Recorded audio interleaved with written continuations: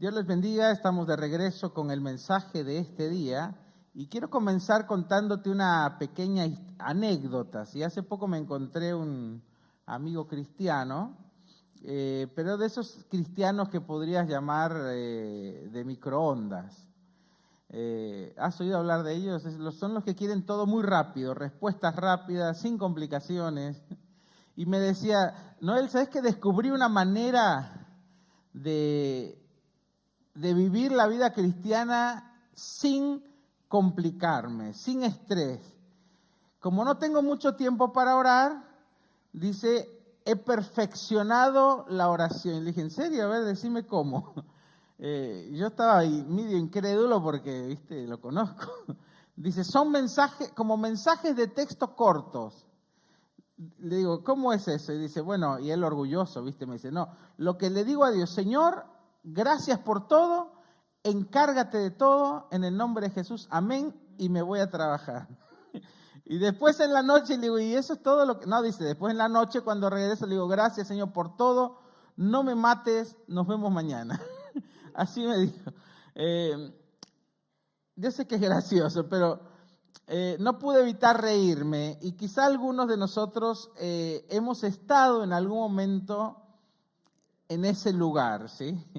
Pero esta conversación me hizo reflexionar en algo, que a veces me di cuenta que en comparación, a mí me gusta leer muchos libros, sobre todo antes lo leía más cuando estaba empezando en el camino del Señor, libros antiguos de cristianos, de libros cristianos pero antiguos, ¿sí? Estamos hablando de libros de 1700, de 1800 y algunos hasta de 1500. Uno que me gusta mucho se llama La imitación de Cristo.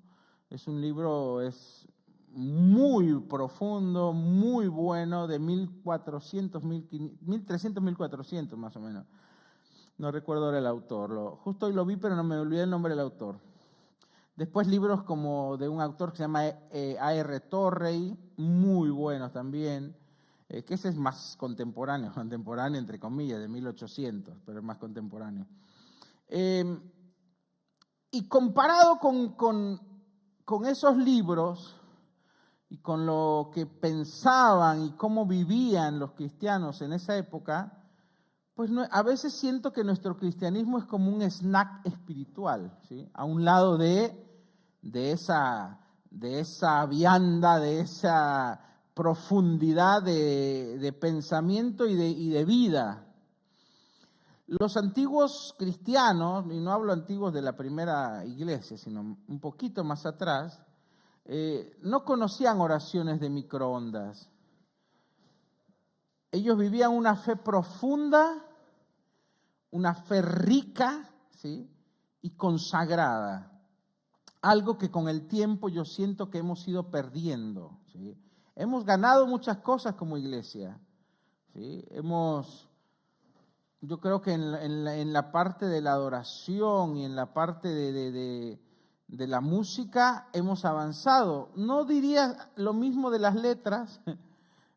Nuestras letras se han vuelto más simples, pero musicalmente hemos avanzado y también en la parte de la conexión espiritual, durante la adoración, durante la alabanza. En el acercamiento y el conquistar el mundo, creo que hemos avanzado, ¿sí? La iglesia ha tenido el mayor número de conversiones en este último siglo. Ahora, en la parte de la consagración, de la entrega cristiana, del testimonio, del fruto de la vida cristiana, creo que ahí hemos un poco disminuido. Y yo creo que es bueno conservar las virtudes que hemos logrado como iglesia, pero habría que rescatar algunas cosas. Yo creo que eso sería lo ideal, ¿no? Algunas cosas que hemos perdido. Te voy a mencionar algunas, ¿sí? Una, por ejemplo, la devoción personal, ¿sí? Yo me acuerdo que leyendo la vida de Martín Lutero, por ejemplo, la vida de Charles Spurgeon o D.L. Moody, que fueron grandes hombres de Dios, ellos, por ejemplo, Lutero pasó como, o John Wesley, muchos de ellos tenían esto, pasaban años de su vida mortificados porque no podían alcanzar un estilo de vida o dejar el pecado. Hoy los cristianos de hoy en día, pues convivimos con el pecado diariamente y no nos hace nada. Este tipo de cristianos se sentían mal por el simple hecho de no poder vencer. No es que vivían depravadamente, no. Pero por no poder vencer el pecado experimentaban una lucha interna y un sufrimiento que lo redactan en sus cartas y sus biografías. Y yo digo, hoy para nosotros es tan común que el cristiano, hablo en general, convive con sus pecados, cae, se arrepiente, se vuelve a levantar, y eso me parece muy bueno. Pero yo creo que podríamos vivir donde tendría que llegar a un punto donde dejásemos ese tipo de luchas atrás para poder ir a algo mucho más profundo, algo mucho más poderoso. Pero como nos quedamos en esa parte, ¿sí? Es como ir siempre a la primaria, ¿viste?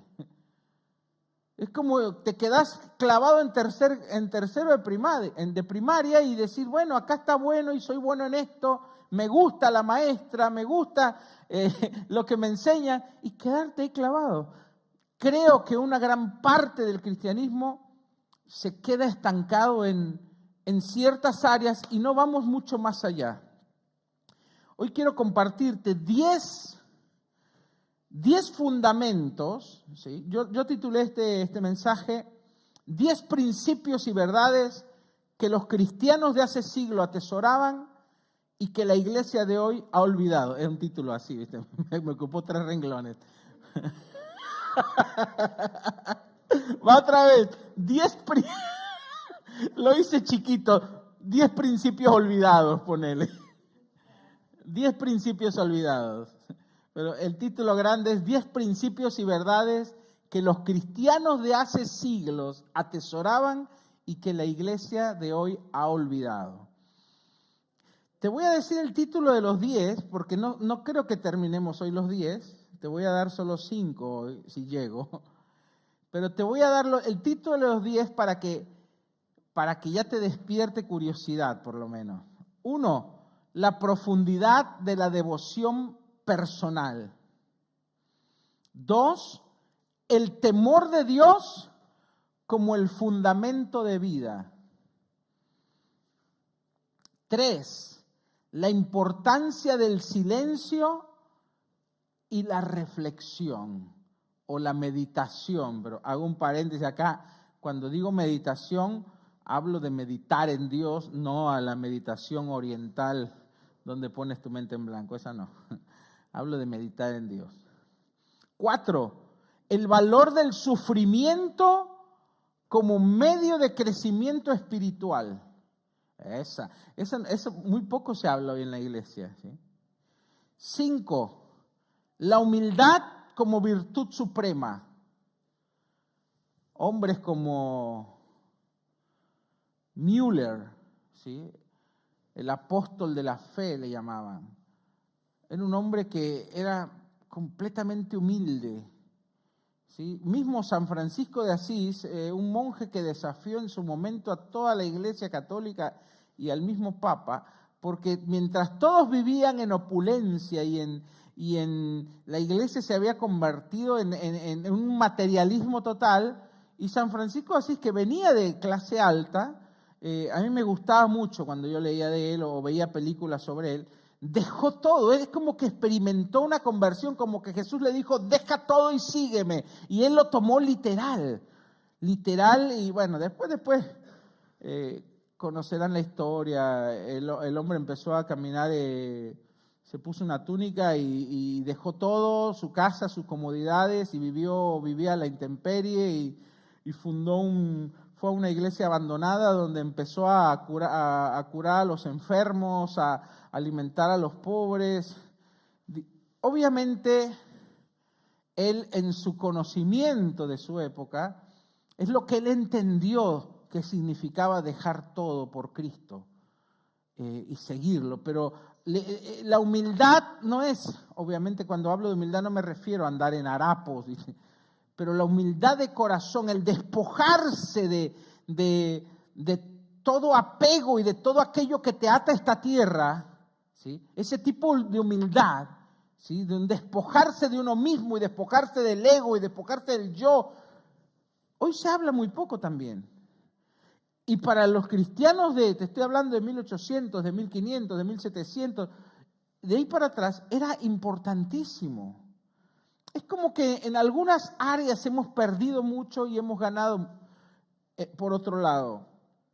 Número 6, el anhelo por la santidad personal. Número 7, la importancia del servicio desinteresado. Número 8, la generosidad radical. Número 9, la disciplina espiritual y la autoexaminación constante. La disciplina espiritual y la autoexaminación constante. Y número 10, la dependencia del Espíritu Santo. Voy con la primera, con el primer punto. Si alguno no apuntó alguno, me puede decir y se lo digo. Si no, los voy a repetir al final. Sí, la 7. Bien, ahí va el 7. Igual los voy a repetir al final, no se preocupen. 7 era la importancia del servicio desinteresado. Bueno, al final les repito, así que no se preocupen que la van a tener otra vez. Vamos con el número 1.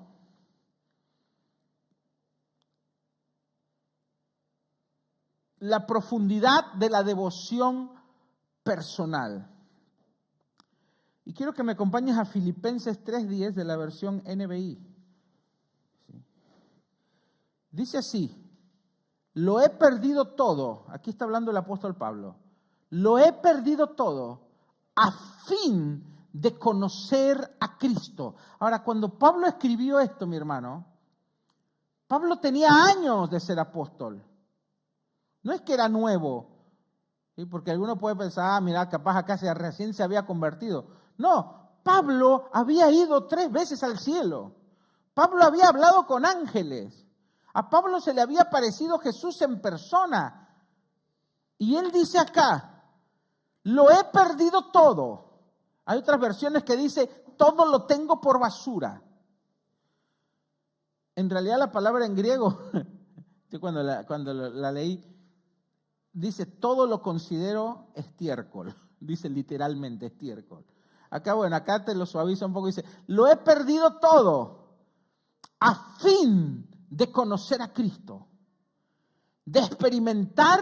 Ahora, ¿por qué dice a fin de conocer a Cristo? Otras versiones dice, ansío conocerle. Está hablando acá un hombre que había visto a Cristo en persona. O sea, se le había aparecido físicamente Jesús, había sido arrebatado al tercer cielo varias veces, había hablado con ángeles, había tenido experiencias sobrenaturales, y acá Pablo dice, quiero conocer a Cristo. Pero habla de un conocimiento, obviamente no habla de decir, sí, yo conozco a Jesús. Él hablaba de un conocimiento mucho más profundo. O sea, para Pablo, lo que él decía, lo que yo ya sé, no es nada. Hay mucho más profundo, hay algo mucho más profundo por conocer de Cristo. Y dice, quiero experimentar su poder que se manifestó en su resurrección. Otra versión dice, el poder de la resurrección. En otras palabras, Pablo quería experimentar lo mismo que Jesús después de morir. Dice, participar en sus sufrimientos y llegar a ser semejante a Él en su muerte. Ahora, si esto se lo dices a si un psicólogo leyera esto, diría, este está re loco. Bueno, acá vemos un caso de suicida compulsivo.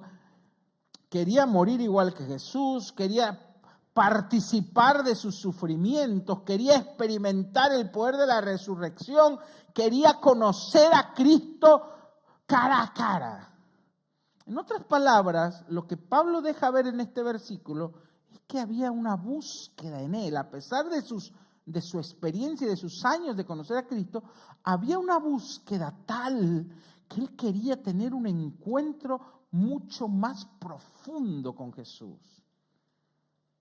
Y estamos hablando de un hombre que había visto a Jesús físicamente después de que Jesús resucitó. Acuérdense, Pablo no anduvo con Jesús cuando Jesús anduvo caminando en la tierra con los discípulos. Pablo no. Pablo se convirtió muchos años después cuando Jesús ya se había ido al cielo. Por eso es como que él quería tener un encuentro. O sea, Pablo en ese sentido era como tú y como yo. Él no vio a Jesús físicamente caminando en la tierra. Sí tuvo una experiencia cuando escuchó la voz esa y lo tiró del caballo y después Jesús se le apareció en persona un par de veces, pero no sé cómo habrá sido la experiencia. El punto es que había un hambre tal en Pablo que decía, yo quiero encontrarme con Jesús. Hace poquito veíamos con Carolina, teníamos un momento libre y nos pusimos a ver videos de YouTube en la habitación. Y justo nos salió un video de una chica que había muerto y que estuvo 43 días en coma. Y nos quedamos, a ver, vamos a escuchar qué dice, ¿no? Y empezamos a escuchar. Y la parte que donde ella había sido cristiana, se había alejado de Dios, en resumen, fue llevada al cielo. Y ahí tuvo un encuentro con Jesús. Y cuenta detalles y cosas de lo que sentía. Y después pasó muy lindo todo, volvió y despertó del coma. Y después justo nos salió otro video que decía, estuve 48 días en coma. Y te digo lo que me pasó. Y nos vimos el otro video de otra persona, un muchacho en este caso, que ese no era cristiano, pero cuando él contaba su experiencia, encontramos como ciertos comunes denominadores, ¿sí? Cosas que se repetían del otro testimonio que habíamos escuchado. Y hablaba también que sintió cuando veía que sabemos que era Jesús, después él dice era Dios, o sea, ni siquiera, para mí esa persona no ha tenido el encuentro con Jesucristo, aunque al final dice Dios lo bendiga, pero no lo dijo abiertamente, solo dijo, ustedes me preguntarán qué es esa luz con la que me encontré, yo creo que es Dios, dice él. O sea, Dios le dio una oportunidad más, pero sí describe que cuando se encontró con Jesús sintió un amor como que iba a estallar, muchas emociones profundas como nunca experimentó. La otra chica decía que cuando ella volvió, no quería volver, quería quedarse allá con Dios. Y Pablo era un hombre que ya había tenido un encuentro con Jesús, varios encuentros sobrenaturales, y decía, yo quiero estar con Él. Es más, cuando él dice, yo no sé si prefiero seguir acá en la tierra o que el Señor me lleve. ¿Viste cuando dice, para mí el vivir es Cristo y el morir es ganancia? Él está hablando justamente, dice, yo lo que estoy acá en la tierra estoy por ustedes, por la iglesia, pero si por mí fuera, decía Pablo, yo ya quisiera estar en el cielo. Obvio, él había experimentado eso y sabía lo que había ahí. Y había un anhelo en él. Y ese mismo anhelo, yo creo que tiene que ser parte de nosotros, de decir, quiero encontrarme con Dios. Por eso me gusta mucho esa adoración que cantamos de Yeshua, de Cantala, que dice, quiero conocer a Jesús. Muy simple la frase, pero es lo que Pablo decía, quiero conocer a Cristo. pero no hablaba un inconverso, no hablaba alguien que no conocía de él. Hablaba alguien que ya había caminado con Dios, pero no había perdido ese anhelo de conocer a Dios, de conocerlo de una manera más profunda. ¿Sí? Y vale remarcar que la palabra conocer a Cristo habla de una relación íntima, que a veces es la misma palabra que se usa para cuando un esposo y una mujer tienen su primer encuentro matrimonial, su luna de miel. ¿Sí? Ese mismo conocer, obviamente, está hablando de algo espiritual, ¿sí? De una fundición entre el corazón del hombre con Dios.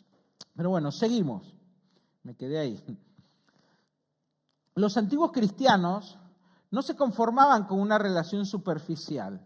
Buscaban una devoción intensa, diaria y personal con Cristo, anhelando conocerle de manera profunda y real.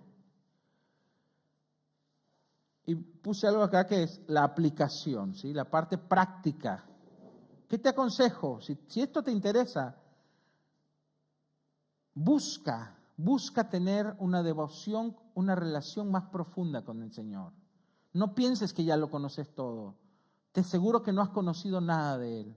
Si Pablo, que había sido arrebatado al tercer cielo, que si Jesús se le había aparecido en persona, decía, quiero conocerlo más, es porque él sabía que había mucho más por conocer de Dios. Entonces, no te quedes en lo superficial.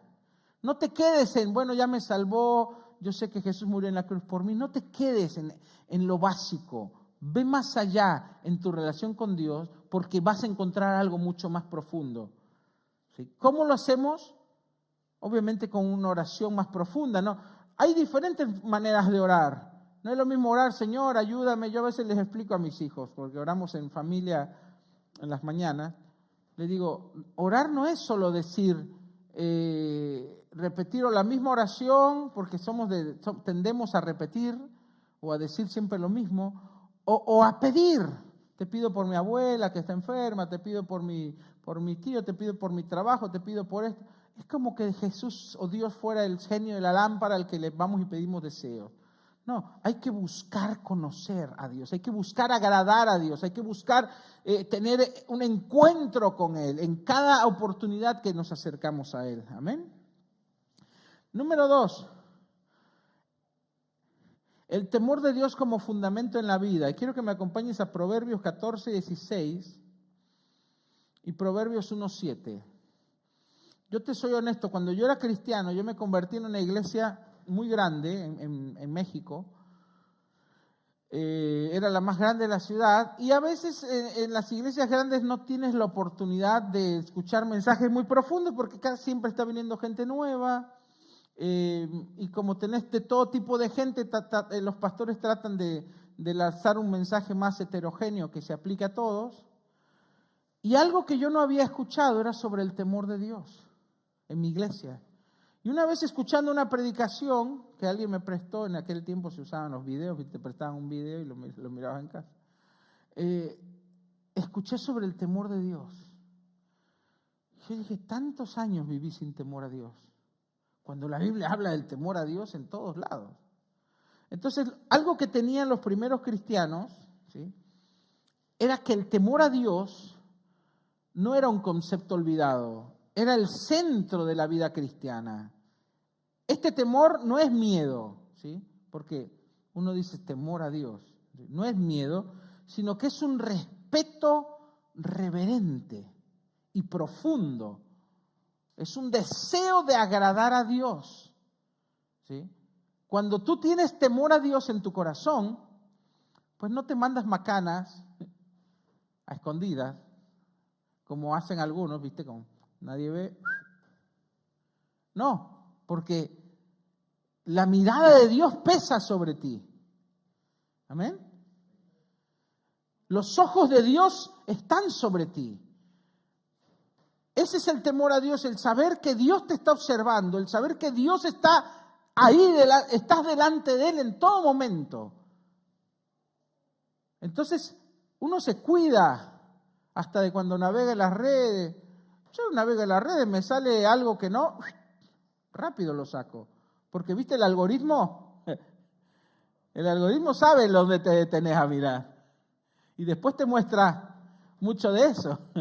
Entonces, ¿querés saber lo que mira una persona? Mirarle su perfil del día y lo que más abunda es porque se detuvo mucho tiempo ahí.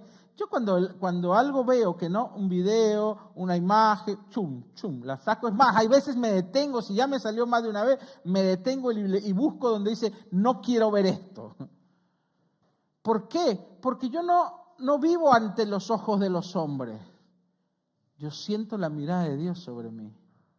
Y eso es el temor al Señor. Dice en Proverbios 14:16, en la versión RBC, el sabio teme a Dios y se aparta del mal. Pero el necio se muestra temerario y engreído. El sabio teme a Dios y se aparta del mal. Yo creo que si la mayoría de los cristianos caminásemos con temor a Dios en nuestra vida, no nos mandaríamos tantas macanas. ¿Sí? Habría poca infidelidad entre los cristianos, la mayoría de los cristianos no mentirían, no robarían. Sin embargo, encontramos en la iglesia en general cristianos que mienten, que engañan a su esposa, que cuando pueden se quedan con algo que no es suyo. Y uno dice, ¿por qué? ¿Por qué no hay temor de Dios? Está lindo tener alabanzas y predicaciones motivadoras, pero si no aprendemos a caminar bajo el temor de Dios, pues nos va a ser fácil vivir dos vidas, ¿sí? Tener dos caras, y eso no está bueno. Proverbios 1:7 dice, el principio de la sabiduría es el temor al Señor. ¿Sí? Si yo realmente quiero ser una persona sabia, que sabe tomar buenas decisiones, que sabe tomar buenas decisiones en la vida, y eso me va a llevar al éxito, obviamente, tengo que aprender a tener temor a Dios. Es el principio. Tengo que aprender a temer al Señor. No es que yo temo el castigo de Dios, no. Temor a Dios es ese fervor reverente, ese respeto y ese deseo de agradarle en todo lo que hago, hasta en mis pensamientos. Yo no me doy permiso ni de tener un pensamiento negativo. Ese es el temor al Señor. Cuando vos temes al Señor, ni siquiera me doy permiso de tenerle bronca a alguien, de pensar mal de alguien, porque sé que Dios escudriña mis pensamientos. Créeme, vivís mejor al final. Porque cuando vos no tenés temor a Dios, viene el diablo, te mete un pensamiento contra otro. Mirá, no, ese te tiene bronca, ese te tiene mala onda, no, este no te quiere. Y viste, y te llena la cabeza. Y te empezás a llenar de resentimiento, te empezás a sentir mal, te empezás a sentir que nadie te quiere, que nadie te aprecia, que nadie te valora. Y cuando ves, estás por el piso tirado. ¿Por qué? Porque el diablo te llenó la cabeza. Pero cuando vos tenés temor a Dios, ni siquiera te permites pensar mal de alguien. Ni siquiera te permites tener malos pensamientos de tu esposa, de tu amigo, de tu hermano, de tu tío, de tu hermano en la iglesia, porque sabes que eso a Dios no le agrada. Entonces no le das entrada, no le das cabida y ahí te evitas muchos problemas. Créeme, te evitas un montón de problemas.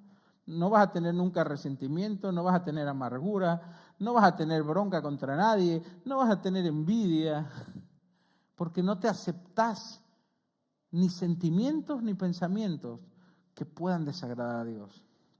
Porque sabes que el temor al Señor es lo que te guía. Yo acá anoté la parte práctica. ¿Cómo lo aplico? Bueno, empieza a caminar bajo el temor del Señor, bajo la mirada del Señor.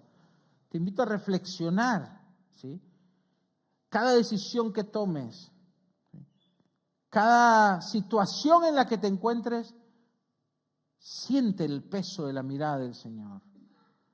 Y después esa mirada no solo es un Dios observándote, porque cuando lees la Biblia te das cuenta que esa mirada no es una mirada de juicio, sino es una mirada de amor, es una mirada de cuidado, de que alguien está velando por ti.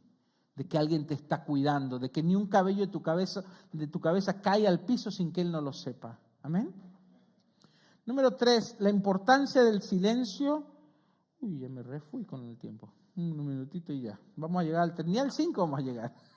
La importancia del silencio y la meditación. Esto me encanta. Esto yo tuve la oportunidad de descubrirlo solo. Dice Salmo 46:10, estad quietos y conoced que yo soy Dios. Algo que tenían los cristianos de esa época que nosotros admiramos tanto, era que habían entendido la importancia de estar a solas con Dios.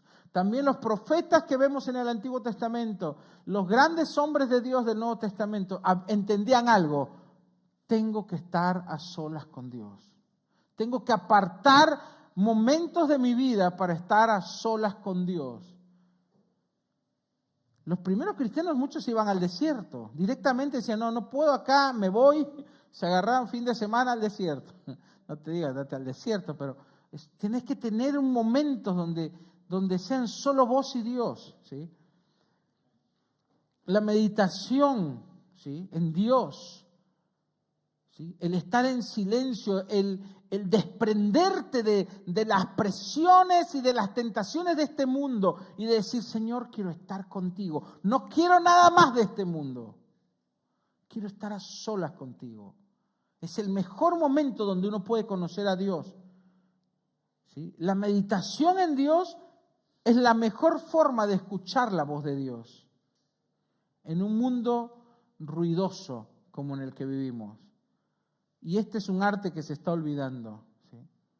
Estar a solas con Dios, meditar en Él para escuchar su voz.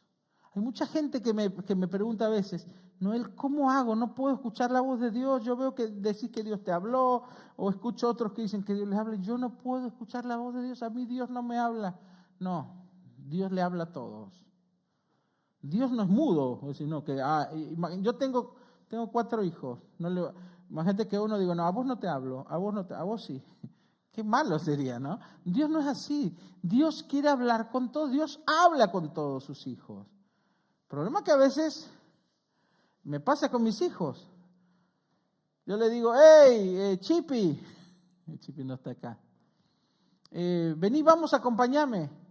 No, está con el iPad, o está jugando, o está hablando con el hermano. Y le digo, bueno, vos vení, Johan. Y Johan, que estaba más atento, escucha, y a veces yo salgo y el otro se enoja. ¿Por qué no me llevaste? Siempre llevas a este. No, te hablé, pero no me escuchaste. Entonces Dios nos habla, solo que a veces estamos tan ocupados en nuestra vida, tan ajetreados, tan apurados, tan entretenidos con nuestras redes y Netflix y nuestros perfiles y nuestras selfies y nuestra vida agitada, que queda poco espacio para escuchar la voz de Dios. Entonces tenemos que nosotros provocar y generar ese espacio donde estamos a solas. Algo que me pasaba mucho cuando yo era más joven es que había muchos momentos que me quedaba solo y me sentía re mal. Yo había tenido un problema con la soledad cuando era más joven, que no me gustaba estar solo y yo me sentía solo todo el tiempo. Después te contaré cómo Dios me sacó eso, pero el asunto es que a veces me pasaba que me quedaba solo, me cancelaban y de repente pasaba todo un fin de semana solo entero. Y para un joven, un fin de semana entero solo es como un bodrio. Y me acuerdo que esos son los momentos, ahora entiendo, que como yo no me daba los tiempos para buscar a Dios solas, Dios provocaba esas situaciones donde yo me encontraba solo. Entonces, cuando ya no me quedaba ninguna otra opción, me acordaba que estaba Dios. Y ahí callaba las demás otras voces, y créeme que fueron los mejores momentos donde yo más conocí a Dios de una manera más profunda, fue en los momentos de mayor soledad. Entonces, por eso los primeros cristianos sabían eso y ellos provocaban situaciones donde estaban a solas, Por eso Jesús dijo, enciérrate en tu aposento, en tu habitación, y a solas busca a tu Padre en lo secreto, y tu Padre estará ahí, en ese lugar secreto, y te recompensará en público. Pero busca ese momento de soledad, ¿amén? No lo veas como un castigo, como, ay, tengo que orar, ay, que esta Renata siempre me dice que ore. No, búscalo como una oportunidad. Y termino con el 4, por lo menos llegamos al 4. El valor del sufrimiento como medio de crecimiento espiritual.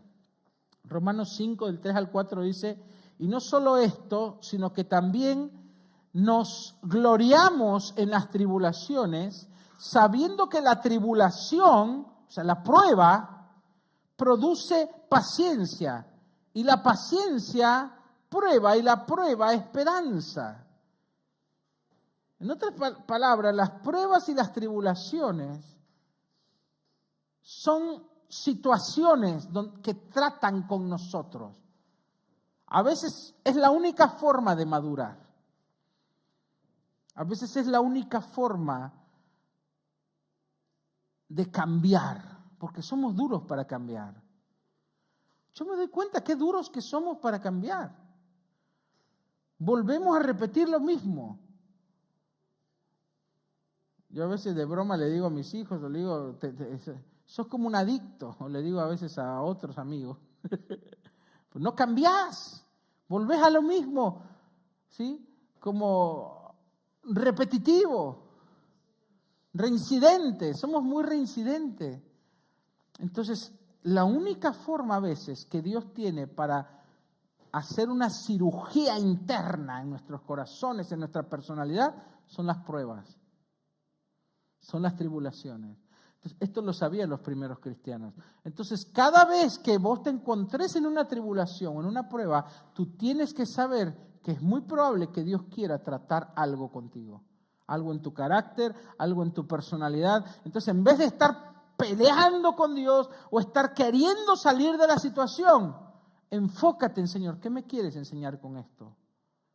¿Qué quieres tratar conmigo? Y a veces Dios va a tratar puntos específicos. Vas a tratar tu ego, va a tratar tu carácter, va a tratar tu temperamento, va a tratar tu falta de fe o tu falta de confianza. Algo va a tratar Dios. Pero aprovecha las situaciones donde estás en un momento de tribulación o de prueba, una situación difícil, para ser rápido y decir, Señor, ¿qué estás tratando de enseñarme? Y ¿sabes qué? Esa es la forma en que vas a salir más rápido de la prueba. ¿Qué aprendió Job? Cuando lees el libro de Job, Job tenía todo. Ganado, dinero, riqueza, una linda familia, salud, todo. Pero en algún punto, yo creo que en algún momento, Job pensó, esto yo soy bueno para los negocios, o soy, qué bien que me va, o mi justicia me ha traído esto, no sé. Obviamente Satanás, sabemos la historia, aprovechó una situación para atacar a Job. Pero al final de todas sus pruebas, si tú lees todo el libro de Job, dice, cuando él termina orando por sus amigos, que lo venían y lo increpaban y le decían, no, vos estás así porque tenés un problema. Él terminó orando por sus amigos y dijo, mas ahora... Dice, yo antes de oídas te había oído, Señor, mas ahora mis ojos te ven. O sea, Job entendió que él conocía a Dios por conocimiento, pero no había tenido la experiencia de encontrarse con Él. Y dice, ahora mis ojos te ven, yo te había oído de oídas. Qué tremendo, ¿no? O sea, Job aprendió algo, aprendió dependencia. Después de esa prueba tremenda, aprendió a depender de Dios y aprendió a acercarse a Dios. Siempre una prueba te va a enseñar algo. Y entre más rápido tú aprendas lo que Dios quiere enseñarte, más rápido vas a salir de esa tribulación. Pero ¿qué hacemos a veces?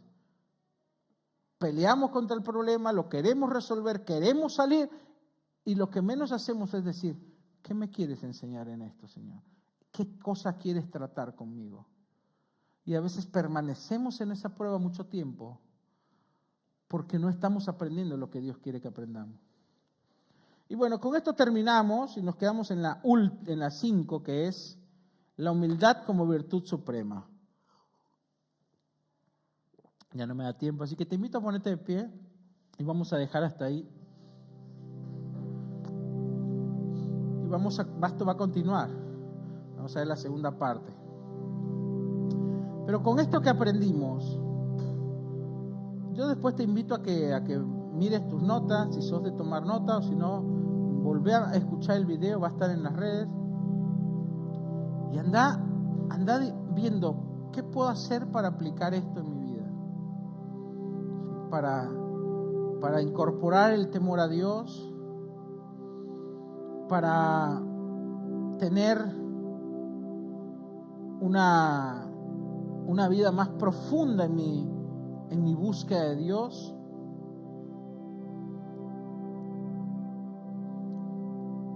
para buscar esos momentos de silencio y de meditación, para apartarme y estar a solas con Dios.